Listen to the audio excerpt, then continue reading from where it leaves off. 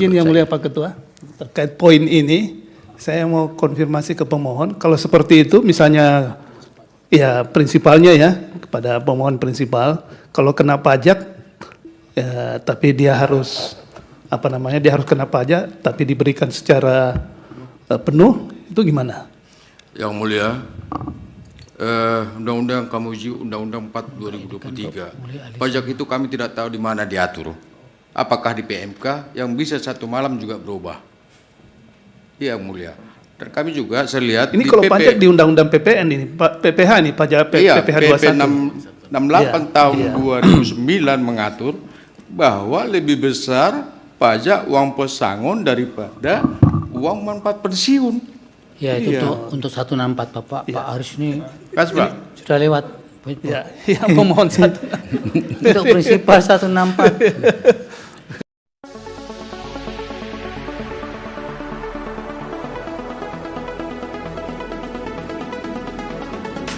Persidangan untuk perkara nomor 139 dan 164 tahun 2025 dibuka dan persidangan nyatakan terbuka untuk umum. Selamat siang, Assalamualaikum warahmatullahi wabarakatuh. Salam sejahtera untuk kita semua. Diperkenalkan untuk pemohon 139. Baik, terima kasih yang mulia. Assalamualaikum warahmatullahi wabarakatuh. Waalaikumsalam. Selamat siang bagi kita semuanya. Yang mulia, kami dari perkara 139, hadir kuasanya lengkap 3 orang, saya sendiri Haris Manalu, di sebelah kiri saya Saud Pangaribuan, paling pojok Dwi Sihol Marito. Demikian yang mulia, terima kasih. Baik, dari 164 silakan. Baik, bismillahirrahmanirrahim. Assalamualaikum warahmatullahi wabarakatuh. Waalaikumsalam. Yang terhormat, yang mulia Majelis Konstitusi, kami perkara 164 pada perkara ini hadir dalam persidangan hari ini. Kami kuasa para pemohon. Samping kiri saya Bapak Saiful Anwar, saya sendiri Muhammad Fandrian Hadistianto. Samping kanan saya ada Ibu Mustiah, kanannya ada Ibu Endang, yang di pojok ada Bapak Zain Mutawali. Pada persidangan hari ini, prinsipal kami juga hadir. Di belakang ada Bapak Arfan Rashid, ada Bapak Imam Budiono, dan sebagaimana panggilan sidang dalam perkara ini, kami menghadirkan 3 orang ahli. Satu adalah Prof. Dr. Haji Toto Thohir Suryaatmaja SHM. Sebagai ahli, beliau akan memberikan keterangan dalam kepakaran hukum perdata. Izin yang mulia, kebetulan beliau hari ini sedang serak suaranya, mohon yang mulia berkenan. Kedua hadir ada Prof. Dr. Hasbullah Tabrani MPH Dr. PH. Sebagai ahli, beliau akan memberikan keterangan dalam kepakaran jaminan sosial. Dan ahli yang ketiga yang sebagaimana arahan dari yang mulia pada persidangan sebelumnya memberikan keterangan dalam bentuk afidavit yang sudah kami masukkan ke Mahkamah Konstitusi, yaitu Prof. Heru Susetio SH LLM MSI MAG PhD. Izin yang mulia, kami mohonkan kepada yang mulia agar afidavit dari ahli kami Prof. Heru Susetio SH LLM MSI MAG PhD dapat dipertimbangkan oleh Majelis Hakim Konstitusi sama sebagaimana keterangan dari kedua ahli yang akan diambil keterangannya di dalam persidangan hari ini. Terima kasih yang mulia. Dari DPR, kuasa silakan. Baik, terima kasih yang mulia. Assalamualaikum warahmatullahi wabarakatuh. Waalaikumsalam. Selamat siang, perkenalkan kami dari Badan Keahlian DPR RI yang mulia. Kami yang ditugaskan, saya Ridolah Purwajati dan rekan saya Putra Rahmat. Kami ditugaskan untuk mengikuti dan mencatat jalannya persidangan. Terima kasih. Baik, dari kuasa Presiden. Terima kasih yang mulia. Assalamualaikum warahmatullahi wabarakatuh. Salam sejahtera buat kita semua, nama budaya, salam kebajikan. Kami dari kuasa Presiden hadir dari Kementerian Keuangan, Bapak Dr. Arif Wibisono, staf ahli bidang jasa keuangan dan pasar modal, Bapak Aloysius Yanis Daniarto, Kepala Biro Advokasi, Bapak Dr. Ihda Mutianto, Direktur Pengembangan Dana Pensiun, Asuransi dan Aktuaria, dan dari Kementerian Hukum, saya sendiri Mailim Charity, Kasubdit Polkamekon, dan Henry Unesdo. Demikian Yang Mulia, terima kasih. Dari Kemenaker silakan. Pihak terkait. Terima kasih. Bismillahirrahmanirrahim. Assalamualaikum warahmatullahi wabarakatuh. Terima kasih Yang Mulia. Dari Kementerian Ketenagakerjaan sebagai pemberi keterangan, saya Aris Wahyudi, staf ahli Menteri Bidang Ekonomi Ketenagakerjaan, Ibu Reni Mursidayanti, Kepala Biro Hukum dan tim advokasi. Terima kasih. Assalamualaikum warahmatullahi Terima kasih Pak Aris. Agenda persidangan untuk mendengar keterangan ahli dari pemohon 164 hadir Bapak Profesor Dr. H. Toto Thohir SHMH dan Prof. Dr. Hasbullah Tabrani MPH Dr. PH. Prof. Toto apa? Tenggorokannya kenapa? Sakit tenggorokan? Sedang serak suaranya Yang Mulia, kebetulan baru hari ini, kemarin beliau. Mau, tetap, tapi bisa kan Prof memberikan keterangan pelan-pelan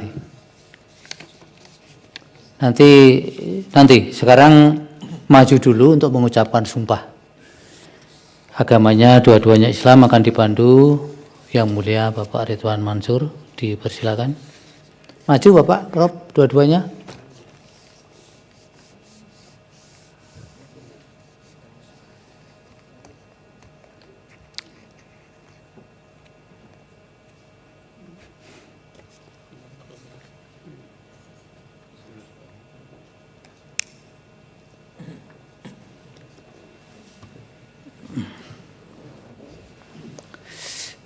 Silakan.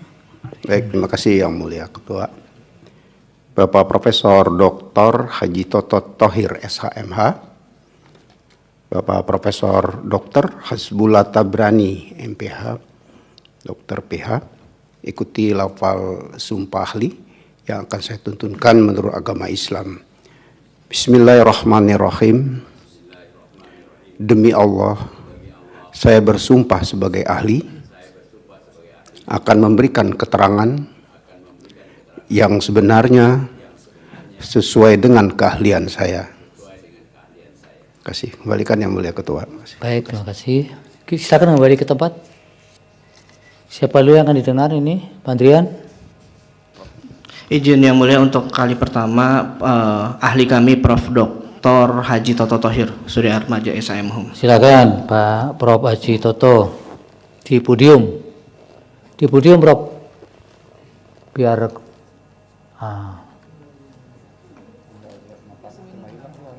iya. Dicoba dulu suaranya keluar tidak. Kalau tidak ya nggak, keterangan tertulisnya saja di.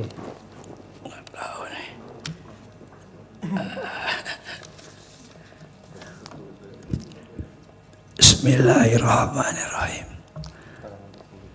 Assalamualaikum warahmatullahi wabarakatuh. Saya mohon maaf, tadi malam hilang suara saya semuanya. Yang Mulia Ketua dan anggota Majelis Mahkamah Konstitusi, yang terhormat DPR, yang terhormat Presiden, dan semuanya. Saya ingin menyampaikan bahwa beberapa hal singkat secara ringkas.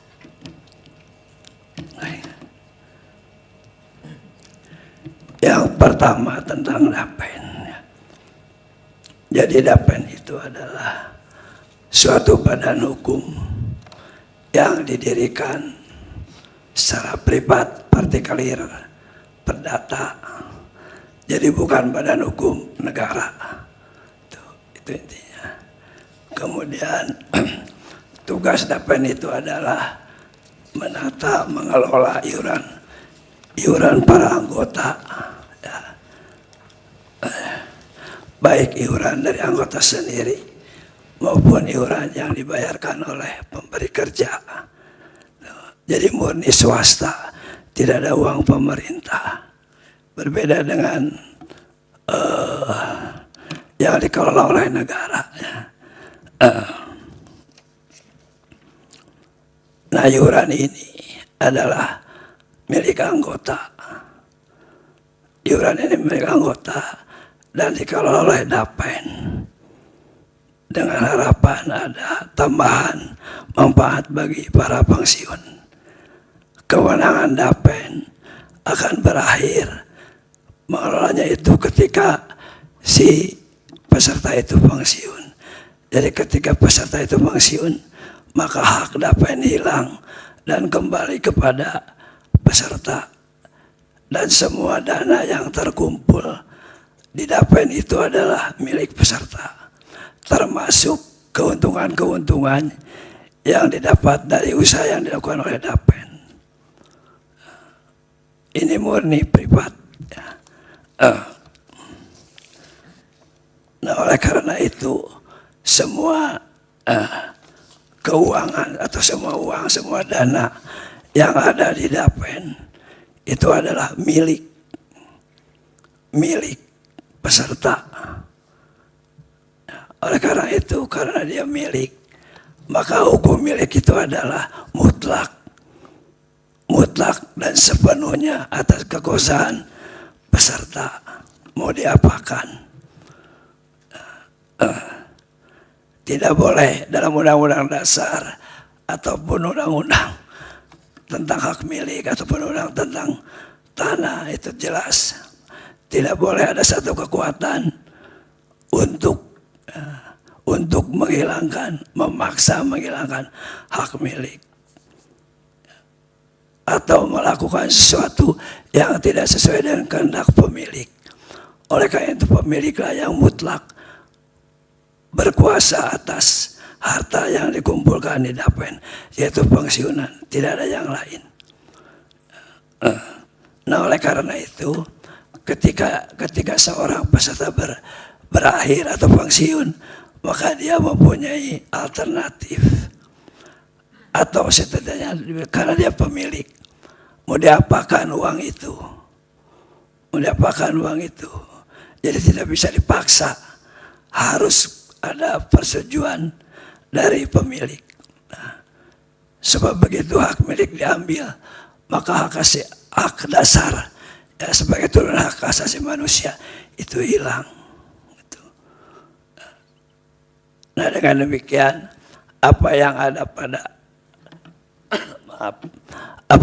pada Dapen atas nama peserta termasuk keuntungan yang diperoleh oleh Dapen itu adalah milik peserta. Jadi sebagai milik, maka penguasanya adalah peserta, bukan Dapen lagi. Dapen tidak berkuasa, yang berkuasa adalah peserta karena dia adalah milik peserta. Itulah mungkin pokok-pokok yang ingin saya sampaikan. Ya, sudah bisa ditangkap? Cukup? Cukup Pak, sementara. Gitu. Ya. Baik, Prof, nanti bisa dilanjut kalau ada. Assalamualaikum warahmatullahi wabarakatuh. Waalaikumsalam. Prof. Hasbullah, silakan.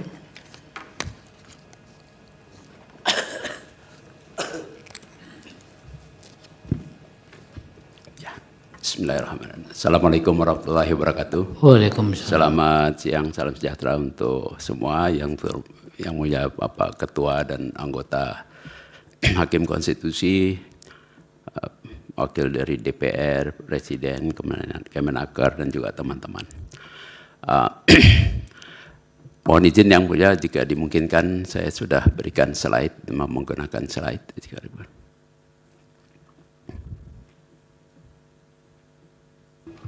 Slide-nya dibantu. Ya.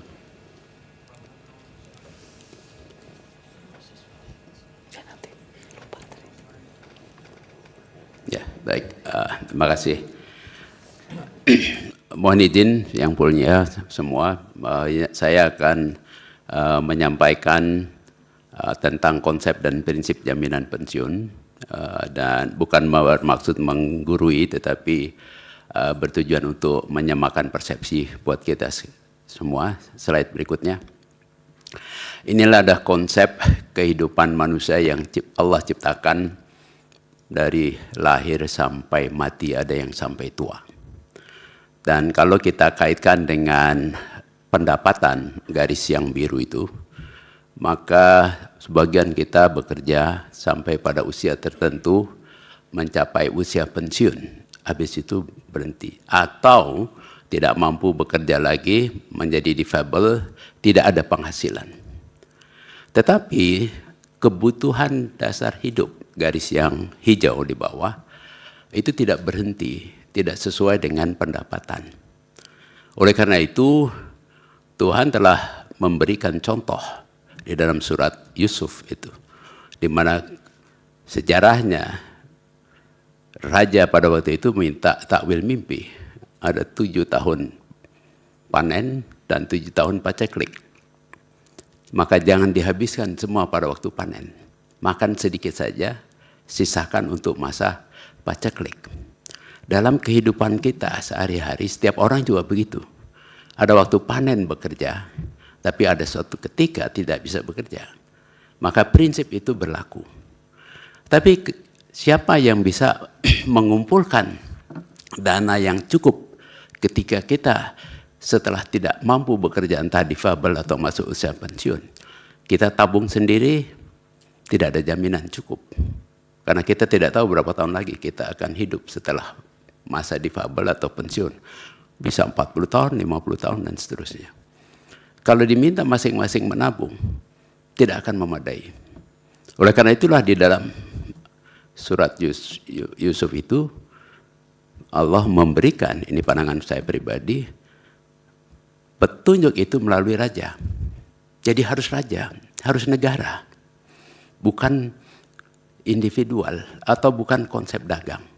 Nah, ini adalah bagian yang menjadi prinsip dasar kalau kita membangun sebuah sistem jaminan pensiun. Next slide.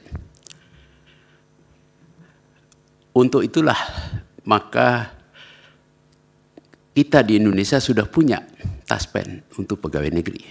Tapi sayangnya taspen jaminan pensiun cukup untuk makan, meskipun sebagian orang mungkin mengatakan uangnya terlalu sedikit. Tapi paling tidak untuk makan kebutuhan dasar tersedia sampai meninggal setelah pensiun. Tapi pekerja swasta tidak dapat. Nah, itulah yang menjadi dasar kenapa Undang-Undang Dasar di amandemen tahun 1999 sampai 2002 yang mencantumkan setiap orang berhak atas jaminan sosial, dan pasal 34 ayat 2, negara mengembangkan jaminan sosial untuk seluruh rakyat. Itu bagian dari Indonesia journey untuk memenuhi setiap orang bisa hidup memenuhi kebutuhan dasarnya setelah pensiun. Next slide.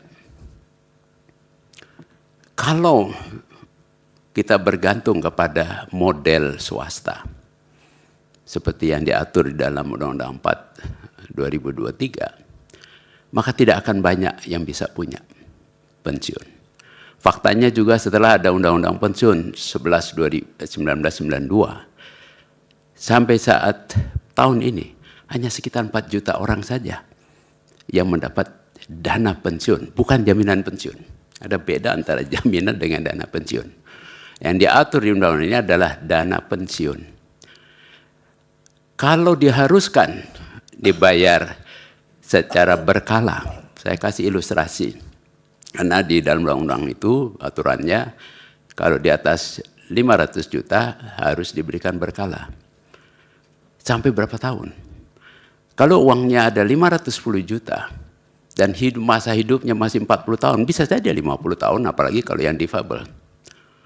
Sederhana hitungannya, ya dibagi selama sisa dana 540 dibagi 40 tahun dan dibagi 12. Jatuhnya cuma 1 juta per bulan, cukupkah? Apakah tidak melanggar hak kalau hanya itu yang kita pakai? Karena setiap orang berhak hidup sehat dan bermartabat, maka ada masalah di situ. Kalau dikelola sendiri, belum tentu juga bisa terjamin. Oleh karena itulah dalam sistem yang kita bangun dengan Undang-Undang SJSN, ini menjadi sistem yang dibangun oleh negara dengan BP Jamsostek, BPJS Ketenagakerjaan. Next slide. Nah, ini adalah konsep universal pensiun yang kita bangun pada waktu itu. Kebetulan saya berkesempatan menjadi anggota tim penyusunan Undang-Undang SJSN. Ini adalah pilar-pilar yang Bank Dunia membuat konsep juga di seluruh dunia. Jadi yang kita bangun pilar 0, 1, 2 itu adalah pilar kalau yang 0 untuk orang yang tidak mampu, nggak bisa menabung, harus dijamin pakai bantuan sosial. Pilar kedua mandatory, wajib. Ini kita sudah punya dengan di Undang-Undang SJSN itu dana jaminan pensiun yang diberikan berkala sampai meninggal dunia. Untuk memenuhi kriteria Undang-Undang Dasar tadi. Pilar kedua mandatorinya, kalau yang income-nya lebih tinggi sedikit, ya ada tambahan, silakan. Itu diatur dengan program JHT di dalam Undang-Undang SJSN. Pilar ketiga, ini voluntary, tambahan. Nah inilah yang menurut saya yang diatur dalam Undang-Undang 4 2023. Tambahan, boleh ada, boleh tidak. Pertanyaannya adalah, kalau dia sudah tambahan, boleh ada, boleh tidak, haruskah dipaksa dengan berkala? Kalau sudah ada yang berkala yang dibangun dengan SJSN, apa masih perlu? Itu pertanyaan dasarnya. Next slide. Nah, ini adalah konsep yang kita susun untuk Undang-Undang SJSN. Jadi seluruh rakyat, baik itu pekerja formal, pekerja informal, di dalam undang-undang kita menggunakan penerima upah, bukan penerima upah, sudah dijamin, sudah ada dana yang sampai sekarang 19 juta sudah tercakup, baru 10 tahun dibandingkan undang-undang sebelumnya yang dana pensiun cuma 4 juta. Jadi sudah kelihatan, walaupun belum tercapai apa yang kita inginkan. Pertanyaannya yang sudah ada jaminan berkala, apakah masih perlu? Ya, pasal 161 ayat 2 itu ya, dipaksakan harus berkala. Buat siapa itu? Apakah itu buat pekerja ataukah buat pelaku usaha? Karena Undang-Undang 4 2023 adalah undang-undang yang mengatur pelaku usaha, bukan menjamin rakyat atau pekerja mendapat jaminan pensiun. Next slide. Nah, kalau kita lihat sekuensial, Undang-Undang 1192 itu memang dibangun dan di situ ada pemberian dana pensiunnya secara berkala. Ketika itu belum ada Undang-Undang Dasar yang diamandemen dengan hak jaminan sosial. Baru tahun 1999-2002 ketika kita ada reformasi dan sebagainya, Undang-Undang Dasar diamandemen. Di situ ada hak jaminan sosial termasuk hak pensiun dan di situ ada perintah Undang-Undang Dasar untuk seluruh rakyat. Kemudian 2 tahun lalu Undang-Undang Dana Pensiun ini dimasukkan dalam omnibus, diatur kembali. Tapi tampaknya menurut saya pengaturan Undang-Undang 4 2023 ini tidak lagi mempertimbangkan bahwa Undang-Undang Dasar sudah berubah. Jadi masih mengatur seperti sebelum ada perubahan Undang-Undang Dasar. Sehingga menurut saya ini tidak perlu lagi ya, diatur, biarkan mekanisme pasar, karena ini adalah tambahan. Silakan antara pekerja atau wakil pekerja atau pengusaha yang ingin menambah dana untuk pekerjanya sebagai hak pekerja tambahan, ya atur sesuai dengan kehendak masing-masing. Itu yang lebih baik. Next slide. Ini adalah praktik dominan. Saya kira saya tidak perlu bacakan secara rinci, ada di makalah saya. Ya, next slide. Ini juga praktek di beberapa negara yang juga sudah ada di makalah saya. Ada yang kenapa ada annuitas dan sebagainya, saya jelaskan di situ. Next slide.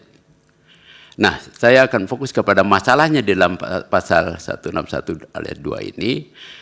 Menurut saya ini adalah pengaturan yang over regulated, tidak perlu lagi dipaksa harus diberikan berkala karena sudah ada program jaminan pensiun manfaat pasti di dalam BPJS Ketenagakerjaan atau SJSN, maka tidak perlu lagi di situ.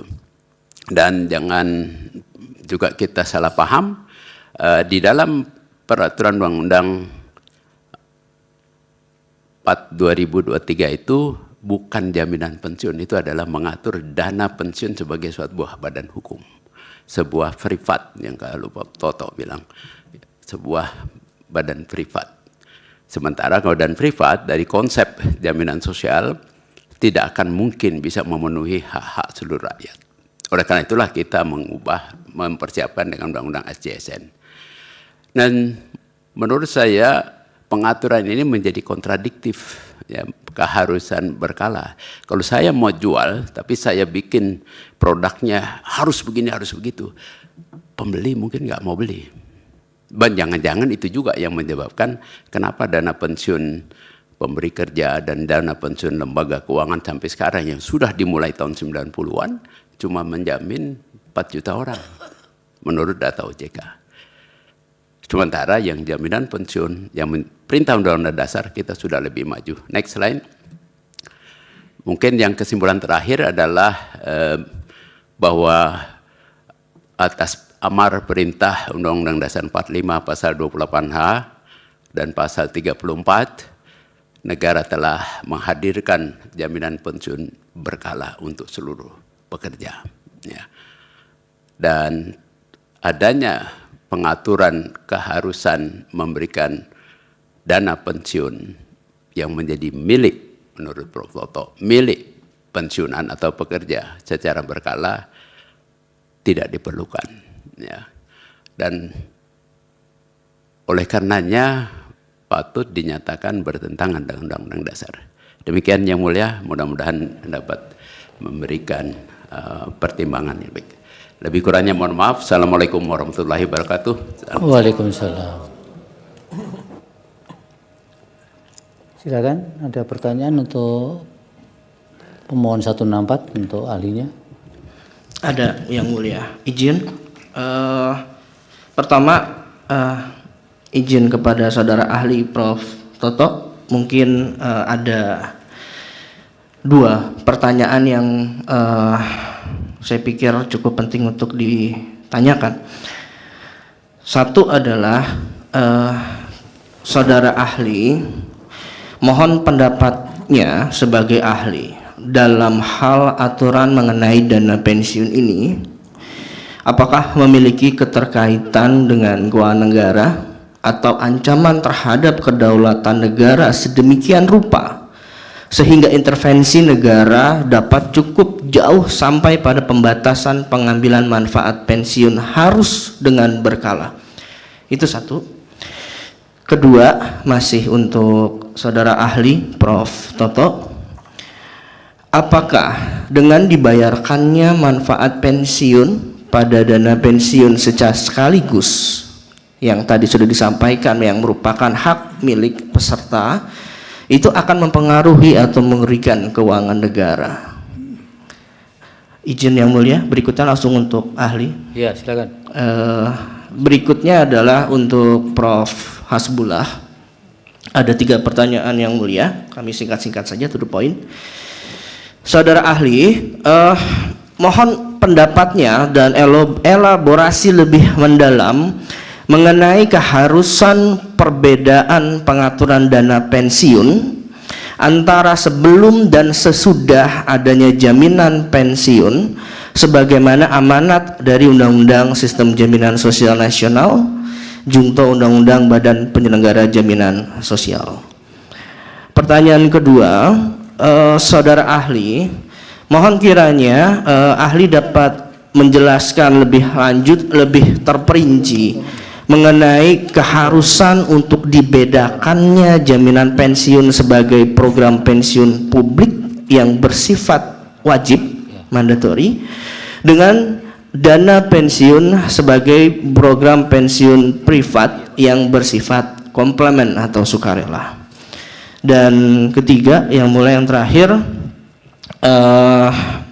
mohon saudara ahli dapat jelaskan lebih mendalam setidaknya contoh 1 atau 2 negara praktek pembayaran dana pensiun yang hari ini itu dilakukan dan dapat dilakukan secara sekaligus di negara lain, karena tadi terbatasnya waktu belum dielaborasi. Mungkin dari kami itu saja, cukup Yang Mulia, terima kasih. Baik, dari Presiden ada pertanyaan, kuasa. Terima kasih Majelis Hakim, Ketua dan Majelis Hakim. Ini kesempatan menarik ya. Ini Pak Tabrani ini pernah bareng juga dengan kami waktu menyusun Undang-Undang BPJS ya, Prof ya. Bareng SJSN beliau, kami BPJS bareng-bareng. Jadi mungkin lebih kepada elaboratif sifatnya Prof. Tabrani ya. Jadi yang disampaikan Profesor tadi di pilar ketiga memang ini on top dari yang wajib. Jadi ini di luar konteks pembahasan sistem jaminan sosial nasional maupun BPJS. Ini lebih kepada komplementer yang nanti juga akan melengkapi dari pensiun yang tadi sudah disampaikan di Undang-Undang BPJS.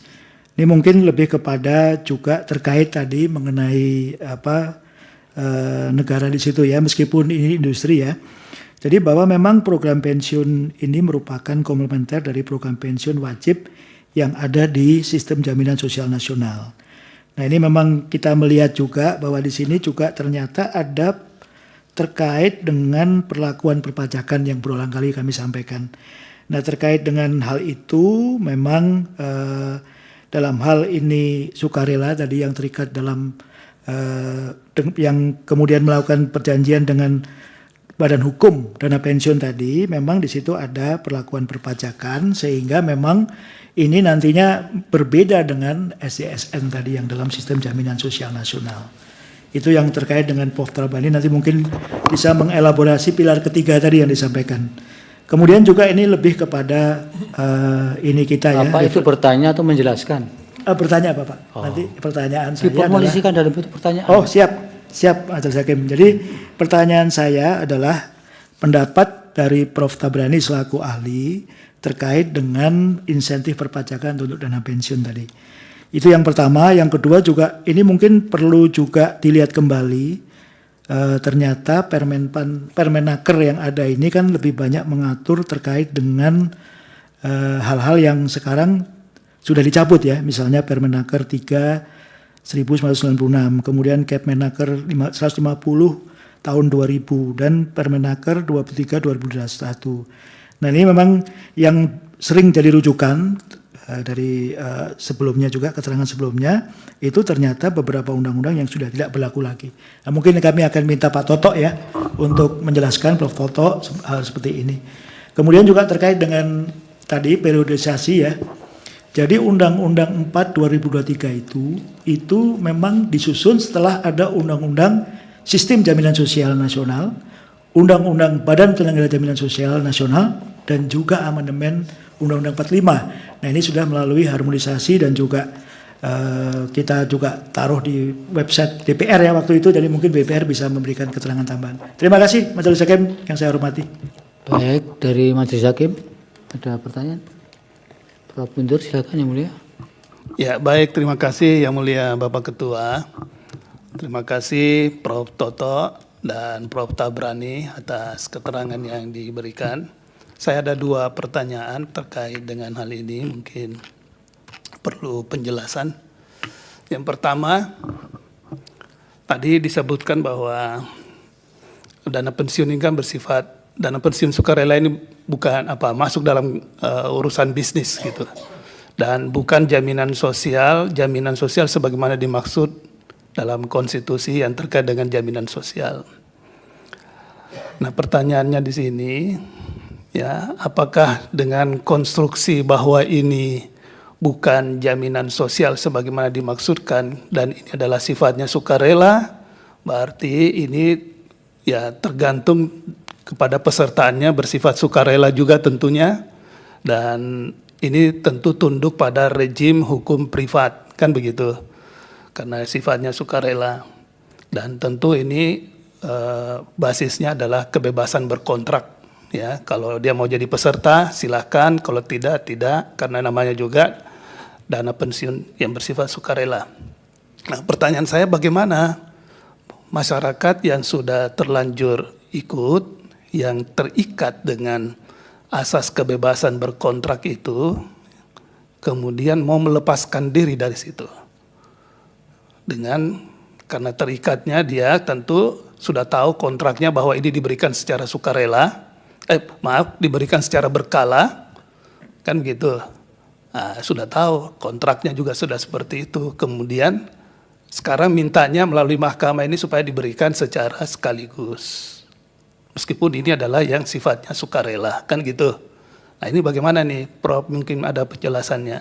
Karena ini kita melihatnya ini saya melihatnya ini adalah kaitannya dengan ya satu sisi ada urgensi dia meminta sekaligus, tapi sisi lain ada asas ya fakta sunt servanda.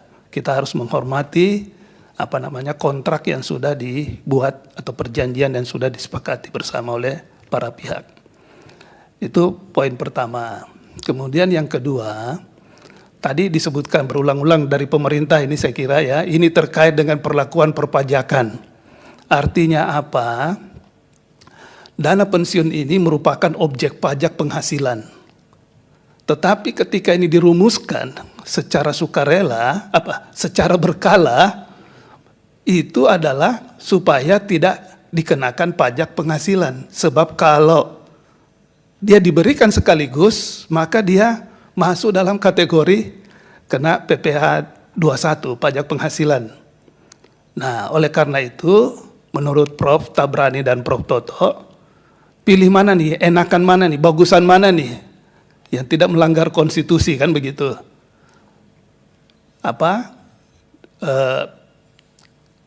Kena pajak, ya diberi kenakan pajak, ini dana pensiun ini kena pajak meskipun sukarela, tetapi pada saat nanti dia diberikan secara berkala, ya, atau dia tidak kena pajak, ya, atau tidak kena pajak, tetapi dia diberikan secara sekaligus, ya, tetapi dikenakan pajak.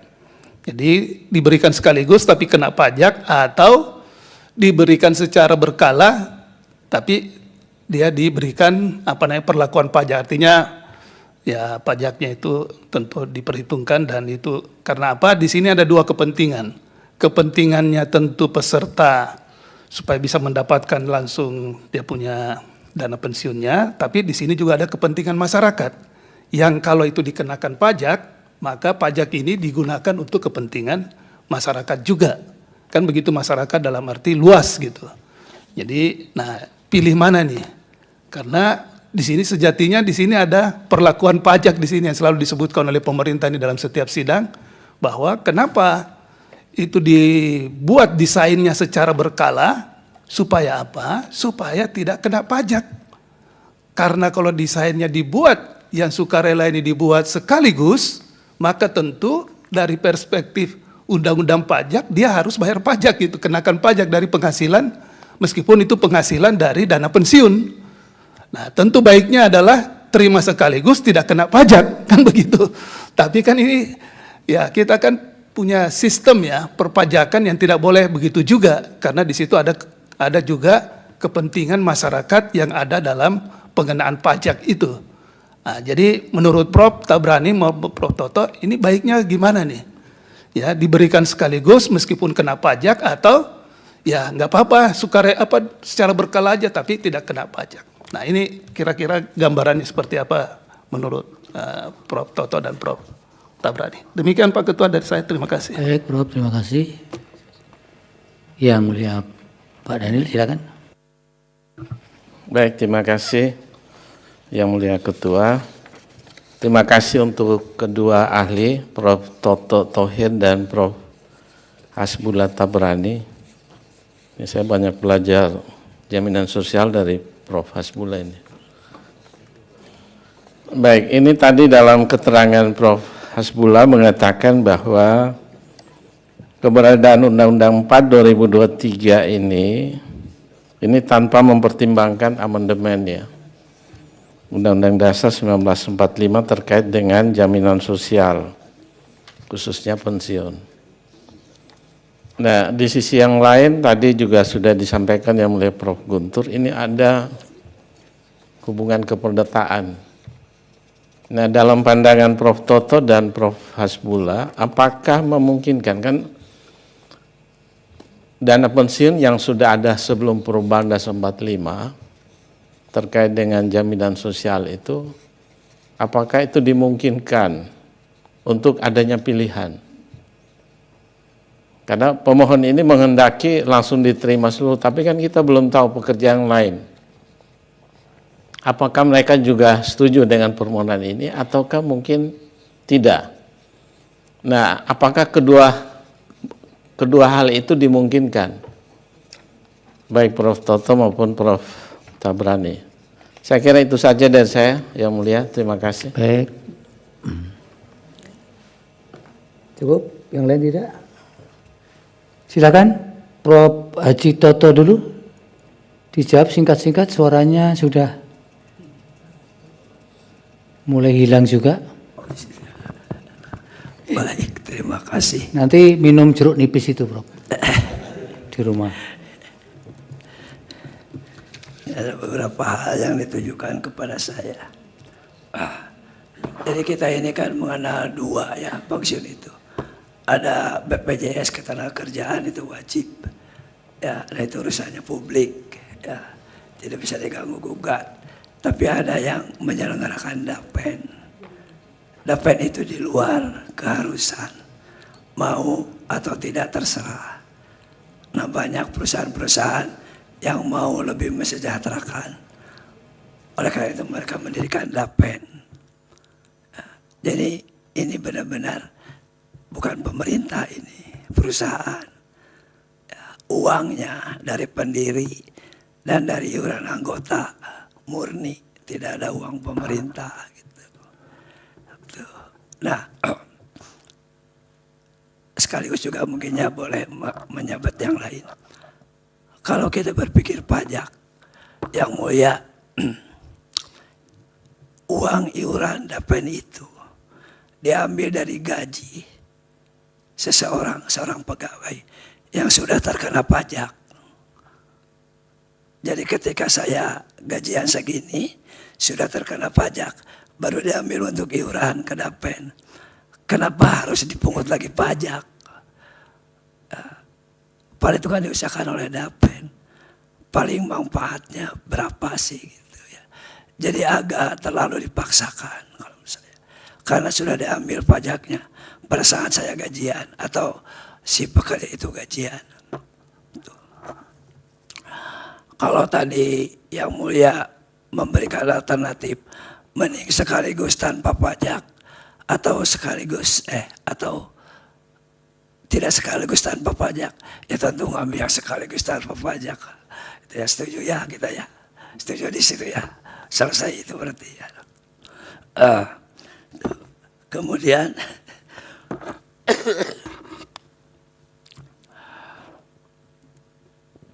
dengan hubungannya dengan negara, sekali lagi DAPEN itu privat, tidak ada hubungannya dengan negara. Kenapa? Karena saya kebetulan pernah jadi pengawas DAPEN. Kenapa OJK ikut campur? Itu adalah untuk menjamin solvabilitas, kemampuan bayar, dan kemampuan operasional. Nah jadi DAPEN itu mengumpulkan uang, kemudian dibebani tugas, cari untung, urus gaji kamu atur sendiri dari situ, seizin pendiri, bukan negara, pendiri. Termasuk renbisnya itu harus disetujui oleh pendiri. Ya, jadi OJK itu menata supaya jangan salah kaprah, ya, salah kaprah sehingga kolab tidak mampu bayar, itu yang utamanya.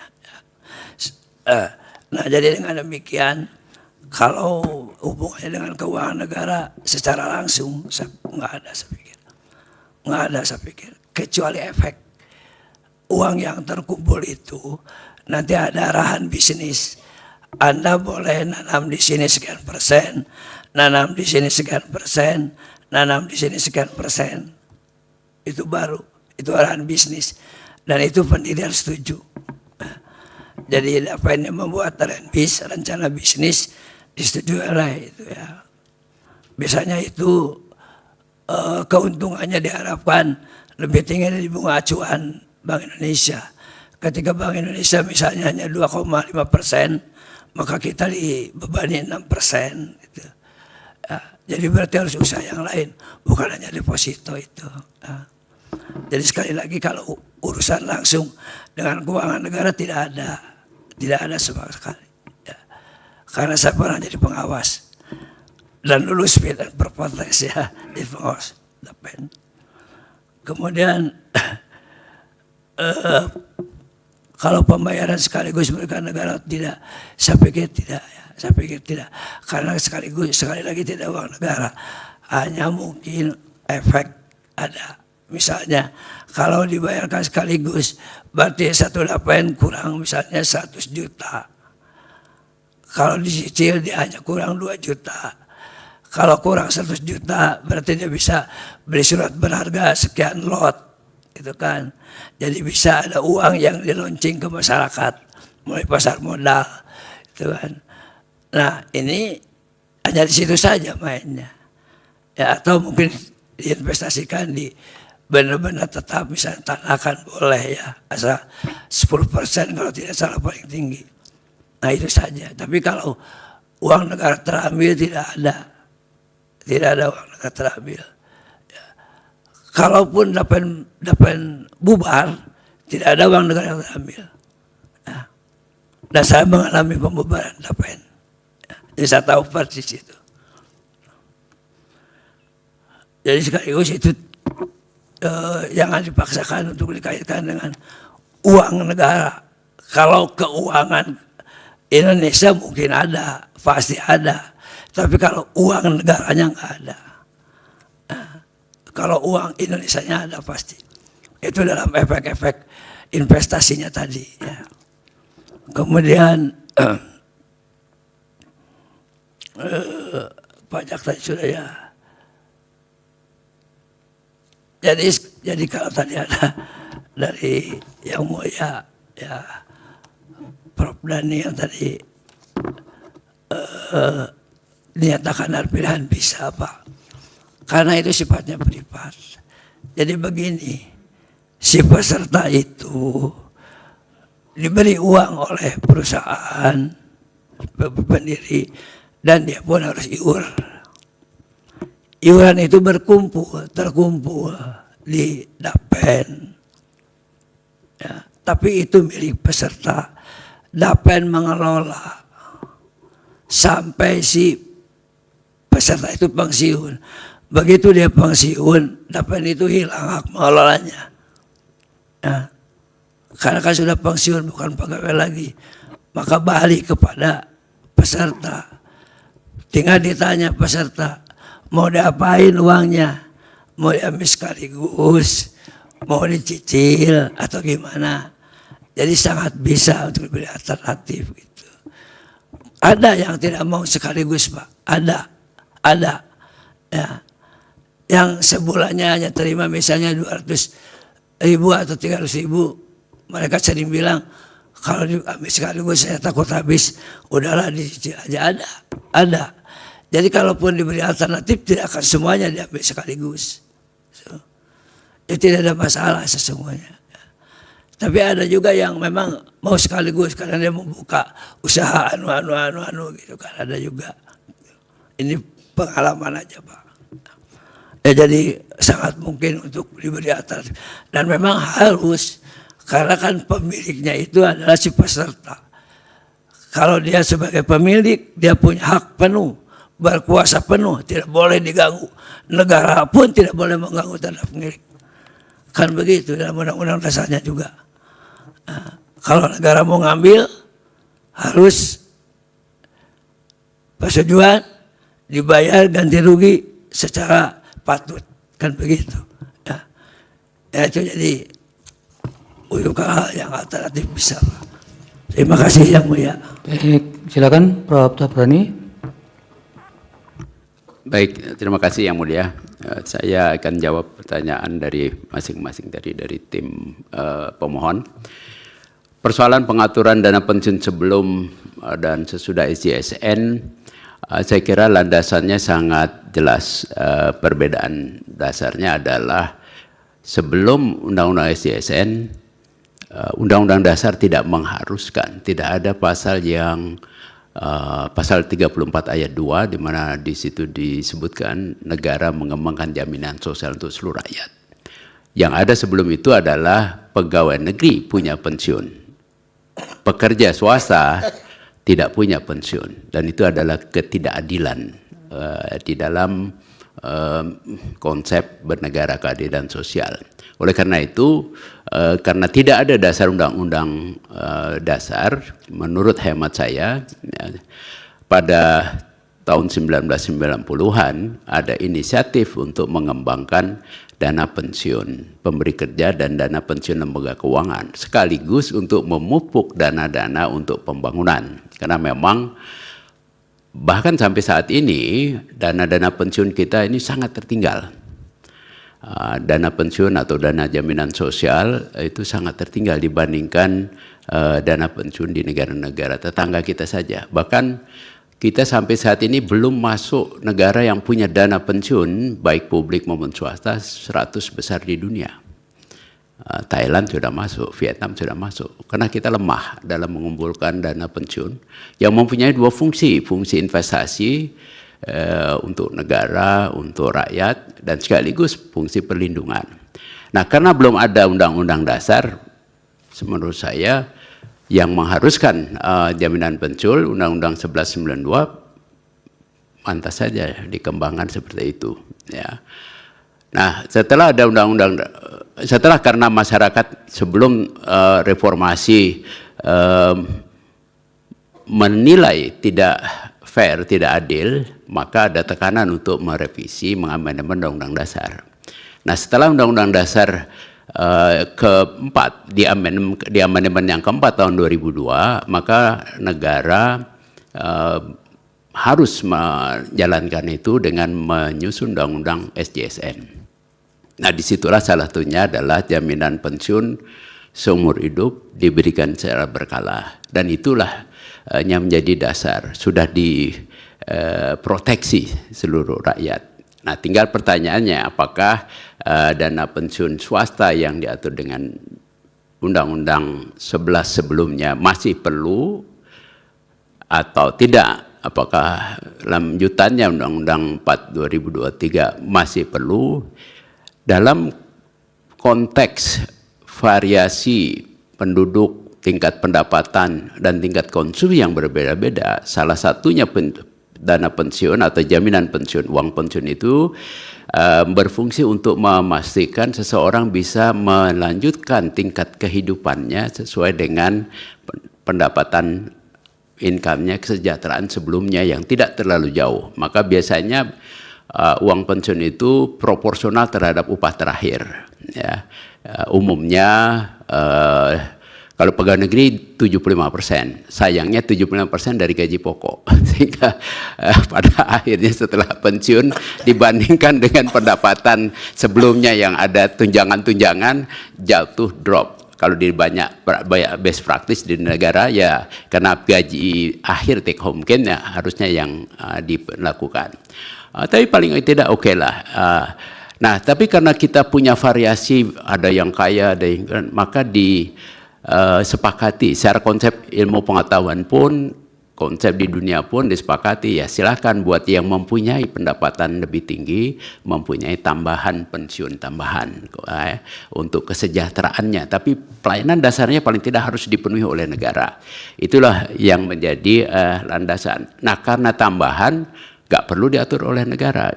Negara nggak usah jualan. Tambahan ini ya silahkan pelaku usaha.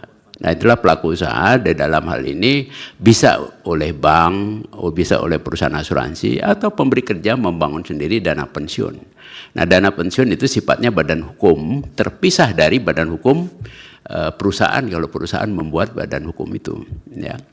Nah, itu adalah iktikat baik beberapa perusahaan atau sebagian kecil perusahaan yang ingin memberikan pendapatan sebagai insentif untuk mencari, biasanya konsepnya begitu, mencari orang-orang yang talenta yang lebih baik, dia berikan insentif tambahan itu. Itu sah-sah saja, ya, sah-sah saja. Tapi mengharuskan nanti dibayarkan harus berkala sudah tidak perlu lagi, karena sudah ada yang menjamin orang berkala. Jadi ini kalau ibarat saya dagang, saya bilang, kamu mau beli barang saya, boleh kamu beli, tapi kamu harus begini-begini gitu. Ya ngapain kata pembeli, saya mau beli tapi di persyaratan yang bikin susah-susah. Ya. Nah, pertanyaannya, apakah memang memberikan secara berkala itu memberi insentif pajak? yes, kalau kita melihat kalau diambil keseluruhannya, dianggap ini sebagai penghasilan. Nah, pajak penghasilan itu tentu memang memungut pajak dari kenikmatan, yaitu penghasilan, yang dihitung dikurangi dengan PTKP, pendapatan tidak kena pajak. Kalau seseorang punya penghasilan punya dana pajaknya 500 dana pensiunnya 500 juta diambil sekaligus, dikurangin kalau sekarang kalau sendiri dikurangin 54 juta setahun, maka sisanya itu dianggap pendapatan kena pajak dikurangin. Tapi itu pendapatan kena pajak tahun itu saja. Tahun-tahun berikutnya dia tidak akan dapat lagi, ya kan? Atau dibagi anuitas, dibagi berkala. Nah, kalau berkalanya di bawah PTKP 54 juta setahun itu ya kira-kira 4,8 juta. Berapa banyak yang dapat di atas itu? Ya tentu hampir semuanya juga tidak kena pajak pasti. Ya. Nah, apakah ini yang terbaik? Kalau menurut saya, kalau namanya insentif pajak yang lebih bagus untuk mendorong pertumbuhan dana pensiun adalah pendapatan sebelum ditabung atau sebelum dibayarkan untuk jaminan pensiun itu tidak diperhitungkan sebagai pendapatan kena pajak. Sehingga ada insentif orang untuk menabung atau membayar untuk jaminan hari tuanya. Nanti setelah dia udah pensiun baru potong pajak, itu namanya deferred tax. Maka dengan begitu ada insentif orang menabung lebih banyak. Kalau sekarang kalau di ujungnya dipotong, insentifnya kurang. Nah, itu sebetulnya yang terbaik kalau mau dilakukan hal itu. Ya. Pertanyaan berikutnya adalah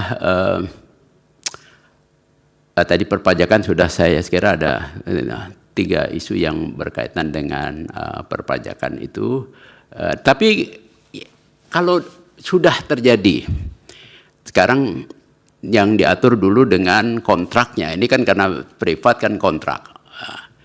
Kontrak itu juga tidak lepas dari undang-undang sebelumnya yang mengharuskan. Kalau sekarang MK memutuskan, memaknai bahwa keharusan ini tidak perlu dianggap keharusan atau dimaknai menjadi strict harus begitu, dan artinya dibolehkan oleh keputusan MK Bapak Hakim semua nanti, ya tentu peraturannya sudah berubah dan akan memberikan hak kepada pekerja yang mempunyai kompetensi, mempunyai peluang, dia mau bikin kontrakan di rumahnya, uangnya, pertimbangan mana yang lebih menguntungkan secara pajak, ya silahkan. Menurut saya yang terbaik adalah dibuat semacam agreement, tapi dengan informed consent. Si pekerja diberikan informasi, kalau kamu ambil sepenuhnya, kamu akan bayar pajak sekian-sekian. Kalau kamu ambil berkala, mungkin kamu karena kurang dari 5 juta, kamu nggak kena PPh, tapi kalau kamu ambil semua, kamu mungkin bisa bikin rumah kontrakan, bikin bisnis, mungkin penghasilan kamu lebih baik. Nah, kalau itu dibuat, artinya ada kewenangan pilihan oleh pekerja untuk dia mengambil mana yang terbaik.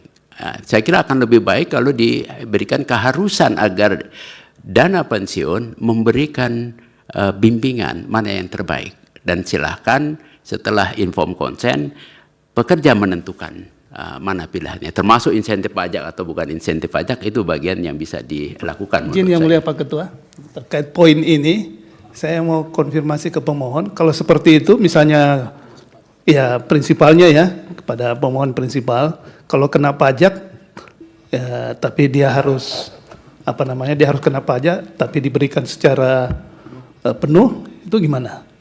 Yang mulia, Undang-Undang kami uji Undang-Undang 4 2023. Pajak itu kami tidak tahu di mana diatur. Apakah di PMK yang bisa satu malam juga berubah? Iya, Mulia. Dan kami juga saya lihat ini di kalau pajak di Undang-Undang PPN ini, PPh ini, pajak PPh 21. 68 tahun 2009 mengatur bahwa lebih besar pajak uang pesangon daripada uang manfaat pensiun. Ya, itu untuk 164 Bapak, Pak Aris ini sudah lewat. Ya, pemohon satu. Untuk prinsipal 164. Tapi nggak apa-apa kan, terlalu semangat. Oke, baik Yang Mulia. Kalau dari kami dari 164 melihatnya begini Yang Mulia. Secara prinsip apa yang pada pokok yang kami mohonkan sebagaimana tertuang dalam permohonan kami, dan apakah terkait dengan pilihan tadi pertanyaan dari Yang Mulia di secara lamsam namun potong pajak, di berkala namun tidak kena pajak. Kalau bagi kami melihatnya begini, kami berpijakan pada manfaat pensiun itu adalah hak milik, maka segala macam yang akan terjadi atas pilihannya tadi sebagaimana disampaikan sama ahli itu perlu disampaikan dahulu di awal sebelum mengikuti program pensiun, sehingga sebagai pemilik hak dia dapat memutuskan apa yang terbaik untuk dirinya. Jadi kalau memang dia memilih dengan mempertimbangkan lamsam namun dipotong pajak, setidaknya sudah ada kesepakatan dari awal itu yang disampaikan. Kurang lebih seperti itu kalau kami memandangnya Yang Mulia. Saya kembalikan ke Yang Ketua. Masih ada Pak Hasbullah? Cukup, Cukup. Ya, terima kasih. Yang Mulia, mohon maaf, tadi untuk Prof. Hasbullah masih ada yang belum terjawab pertanyaan dari kami. Masih ada ahli yang pertanyaan kami yang terkait dengan praktek pembayaran dana pensiun secara sekaligus di negara lain. Dan mohon izin Yang Mulia, nanti ada satu lagi singkat tambahan pertanyaan untuk Prof. Hasbullah. Nanti mungkin setelah kalau sekarang apa? Sekarang boleh. Baik Yang Mulia, nanti biar sekalian dijawab. Aturan mengenai dana pensiun ini ada irisannya atau kaitannya dengan aturan pesangon bagi pekerja? Pertanyaannya adalah apakah menurut pendapat ahli manfaat pensiun ini dapat dikatakan sebagai bentuk alternatif atau bentuk lain dari konsep pesangon yang wajib dibayarkan secara sekaligus oleh pemberi kerja kepada pekerja yang putus hubungan kerja? Mungkin itu yang sedikit yang perlu dielaborasi. Terima kasih. Silakan sekalian, Prof. Hasbullah. Baik, terima kasih. Ya, yang saya amati, saya pelajari, umumnya kalau jaminan pensiun yang dikelola oleh negara, entah itu di Amerika, di Eropa, itu diberikan berkala semenurut. Belakangan karena memang ada orang-orang yang income-nya lebih, bahkan jaminan pensiun yang dikelola negara pun dibuat fleksibel. Sebetulnya misalnya di Singapura, kalau yang dasarnya ya harus diberikan berkala, tapi boleh diambil sebagian buat yang memang income-nya gede, karena di Singapura iuran jaminan sosialnya itu 30% dari upah. Jadi tabungan besar sekali. Oleh karena itu Singapura yang penduduknya cuma 5,5 juta sudah punya dana jaminan sosialnya, kalau di kurs mungkin sekitar 8.000 triliun. Kita di JPP Jam Sosek dengan 280 juta cuma punya paling berapa sekarang? Mungkin 900 triliun kali ya. Terlalu kecil. Jadi itu praktek di mana prinsip dasarnya adalah penduduk diberikan perlindungan, minimum kebutuhan dasarnya terpenuhi. Di atas itu ya silahkan mau diambil lamsam atau tidak. Tapi itu yang publik ya. Kalau yang swasta banyak sekali variasinya, karena swasta prinsipnya kan dagang jualan. Kalau jualan ya bagaimana komitmen antara pembeli penjual, quote and quote. Dan di situ ada pembelilah, konsumen lah, di menurut undang-undang konsumen yang paling berkuasa. Ya bagaimana konsumen? Setelah konsumen dijelaskan, yang penting konsumen diberi informasi. Pilihan ada pada konsumen. Atau dalam hal ini karena dana pensiun quote and quote jualan antara pekerja atau pemberi kerja bersama-sama dengan dana pensiun, ya konsumen itu yang paling berkuasa. Dia mau pilih apa pilihannya. Itu menurut saya ya. Begitu juga kalau di Australia ada superannuation. Yang superannuation ya dia itu pun masih di kotak-katik, nggak terlalu berpengaruh kepada pendapatan pensiun karena yang swasta begitu banyak pilihan-pilihannya. Nah, tentang pesangon, ini pandangan pribadi saya. Ini kan pesangon persoalan yang berakar pada banyak pemberi kerja memecat, memutus hubungan kerja, kemudian dilepaskan, sehingga menimbulkan ketidakpastian buat pekerja. Nah, pada waktu kita nyusun undang-undang SJSN dulu, Pak Menteri Yaakob Nuwaea nggak mau itu jaminan pensiun dan jaminan pesangon itu masuk di dalam jaminan yang sekarang kita sudah masukkan dengan kehilangan pekerjaan. Beliau memaksa untuk menyusunnya menjadi, tadinya itu peraturan Menteri Ketenagakerjaan, saya lupa nomornya, akhirnya diangkat jadi Undang-Undang 13 2003, yang saya kadang-kadang mikir, waduh ini keliru besar, karena prakteknya pesangon tidak bisa dipenuhi oleh banyak pemberi kerja. Uang udah bangkrut, kebanyakan pemberi kerja juga nggak mengalokasikan dana dicadangkan untuk jaminan pensiun. Jaminan untuk pesangon. Oleh karena itu kalau pandangan saya yang terbaik sebetulnya nggak perlu pakai pesangon-pesangon, tapi ada sistem pensiun yang berlaku untuk seluruh rakyat, dimanapun dia bekerja pindah-pindahan, ketika dia bekerja potong iurannya, ya seperti di Singapura itu orang pindah-pindahan nggak ada masalah. Nanti ketika masuk pensiun, dana dari jaminan pensiun publik itulah yang akan mengcover.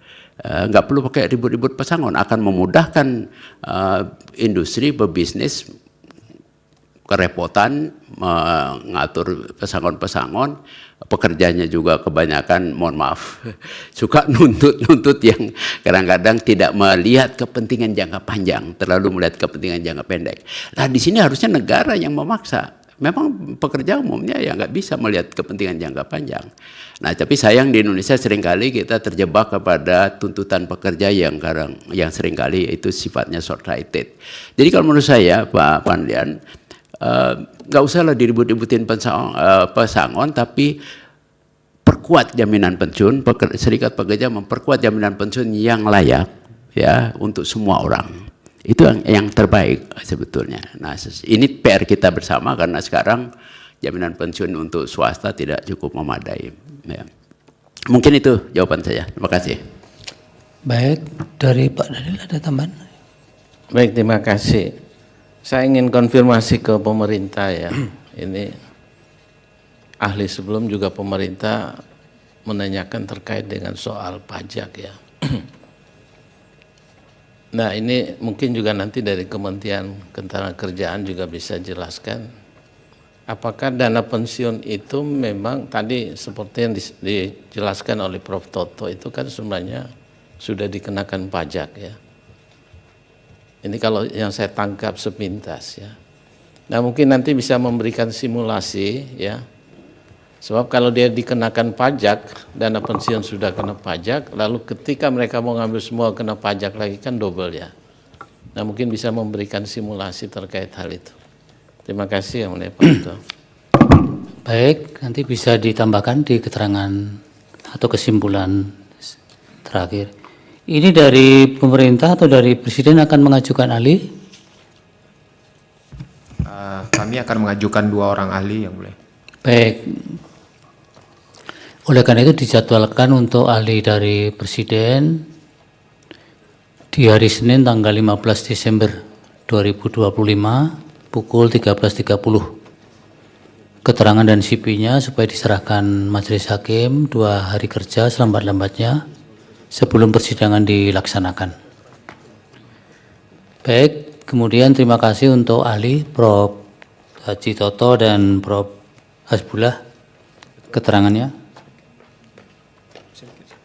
Terima kasih Pak Ketua. Mungkin kami dibantu ya oleh kedua kuasa pemohon perjanjian ketika mau ikut dalam peserta untuk dana pensiun yang sukarela itu atau yang atas inisiatif sendiri itu.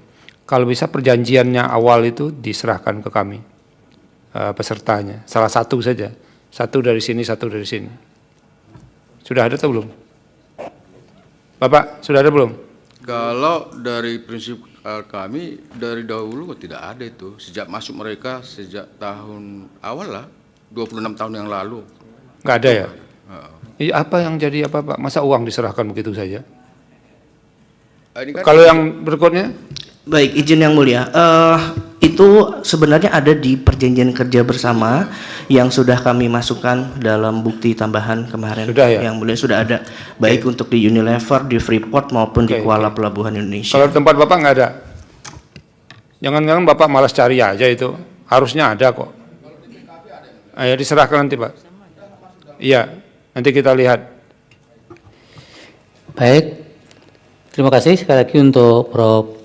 Haji Toto dan Prof. Hasbullah keterangannya, mudah-mudahan bisa menjadi pertimbangan hukum dalam memutus perkara ini, permohonan ini.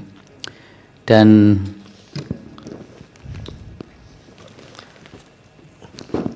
sedikit yang mulia. Apa? Iya tadi yang sedianya sebagaimana menyambung pada persidangan sebelumnya, kami sebenarnya ingin menghadirkan 3 orang ahli, cuman yang satu affidavit dari Prof. Heru Susetio yang sudah kami masukkan ke Mahkamah Konstitusi.